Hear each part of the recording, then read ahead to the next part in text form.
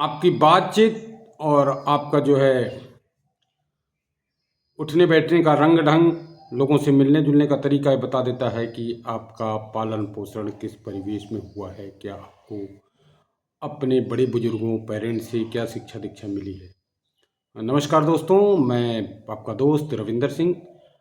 आजकल एक news viral हो रही है केबीसी की।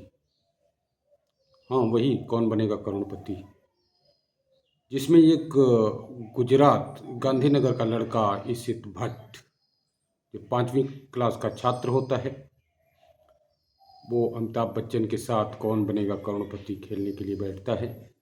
लेकिन जो उसकी हरकतें हैं वो बड़ी अजीब है। और इस समय जहाँ भी देखेंगे उसी की चर्चा है। लाखों गालियाँ उसके ऊपर पड़ रही हैं। कोई इसको बदतमीज, कोई इसको बेहुदा, कोई कुछ, जिसको जो भी आ रहा है वो बोल रहा है उसके बारे में। हरकतें उसने ऐसी करी है क्योंकि सामने वाला कोई भी हो, और ये तो सदी के नायक हैं अमिताभ बच्चन जी, तो उनके सामने बैठ के सीधे बोल रहा है कि मुझे अब मत समझाइएगा, रूल मत समझाइएगा केबीसी का, मुझे पता है। और क्वेश्चन जब पूछते हैं तो ऑप्शन, बिना ऑप्शन के ही बोलता है कि नहीं, मुझे इसकी ऑप्शन की कोई ज़रूरत ही नहीं है। जैसे शतरंज में कितने राजा होते हैं, बोला ये भी कोई पूछने की चीज़ है। एक डांस से संबंधित क्वेश्चन पूछते हैं और अंत में आते आते उसे ऑप्शन की ज़रूरत पड़ती है। बिल्कुल पड़ेगी ऑप्शन की ज़रूरत। जब रामायण के बारे में पूछते हैं, रामचरितमानस के बारे में, कि उसका पहला कांड कौन सा है, तो उसके समझ में नहीं आता है, वो फिर ऑप्शन की डिमांड करता है कि ऑप्शन दीजिए। जब वो ऑप्शन देते हैं तो भी वो गलत आंसर चूज़ करता है और क्विट कर जाता है। अगर वो उसके माता पिता ने बताया होता, उसको थोड़ी बहुत शिक्षा दीक्षा दी होती इस बारे में, तो शायद ये बहुत कठिन क्वेश्चन नहीं था। पूछा कि रामायण का पहला कांड कौन सा है, तो उसने अयोध्या कांड बताया, जबकि बाल कांड। तो दोष केवल उस लड़के का नहीं है, दोष उसके माता पिता का भी है। वो वहाँ बैठे हुए थे और हंस रहे थे अपने बच्चे की बेहुदा हरकतों पे।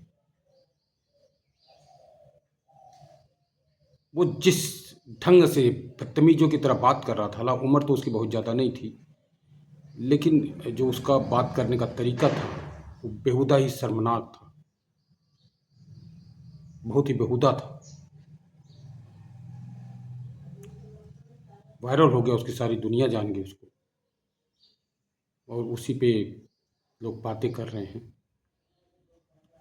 इस खेल को हम लोग नहीं जानते, पता नहीं टीआरपी बढ़ाने की वजह से या किस वजह से ये खबर दिखाई गई, चलाई गई। तो इस बारे में तो हम लोग बहुत कुछ नहीं कर सकते, लेकिन जो बच्चे ने जिस टाइप का एटीट्यूड दिखाया, जिस तरह की बात किया, वो ये तो कतई नहीं हो सकता कि स्क्रिप्टेड है पहले से। ये उसके संस्कार बताते हैं कि उसने ऐसा किया, उसके पास संस्कार नाम की कोई चीज़ नहीं थी। उसके माता पिता ने कभी इस चीज़ पे ध्यान ही नहीं दिया।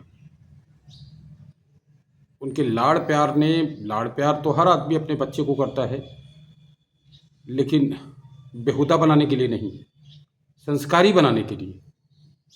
किससे कैसे बात किया जाता है, क्या हमारी बॉडी लैंग्वेज हो, क्या हमारा एटीट्यूड हो। लेकिन उसके बदतमीजी की चर्चा हर आदमी कर रहा है, और इसको इतनी गालियाँ पड़ रही हैं, इतनी गालियाँ पड़ रही हैं। उस बच्चे को, उस बच्चे का दोष नहीं है। मैं तो सारा दोष उसके माता पिता का इसमें मानूंगा। तो अगर वो मेरी बात उनके पास तक अगर पहुँचे, तो मैं उनसे रिक्वेस्ट करूँगा, प्रार्थना करूँगा कि अपने बच्चे को कम से कम एक ढंग का संस्कार दें। और जितने भी गार्जियन ऐसे हैं, जितने भी पेरेंट्स हैं, वो भी अपने बच्चे को जो है एक अच्छा संस्कार दें, बदतमीज़ों वाला नहीं।